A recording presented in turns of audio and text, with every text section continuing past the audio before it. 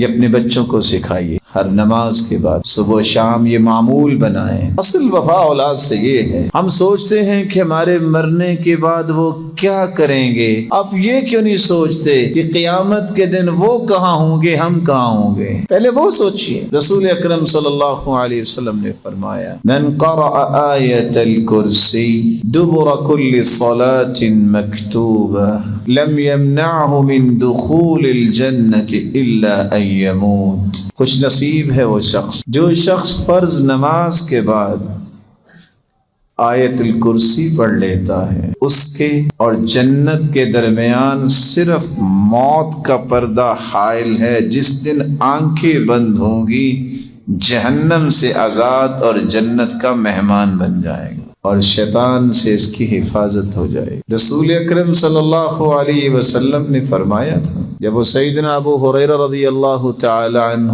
وہ دیکھتے ہیں کہ ایک شخص جو ہے وہ اناج بھر رہا ہے، تم نے پکڑ لیا، اور وہ شیطانی تھا۔ ایک دن، 2 دن، 3 دن کہتا ہے آج چھوڑ دو، کل نہیں آؤں گا۔ پھر دوسرے دن آ گیا، پھر تیسرے دن آ گیا۔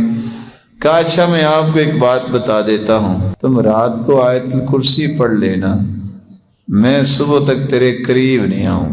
اللہ کے رسول نے فرمایا صدقک وہو کذوب، دنیا جہان کا جھوٹا ہے شیطان، لیکن یہ بات سچ بول گیا۔ آیت الکرسی اس قدر عظیم نعمت ہے، اس میں اعظم ہے، اور اس میں اعظم کے ساتھ دعا کی گئی، کبھی اللہ رد کرتے ہی نہیں۔ اپنے بچوں کو اپنے پاس بٹھا کے صبح و شام ان سے آیت الکرسی سنو، چھوڑ دو ان باتوں کو کہ بچے پڑھ لیں گے۔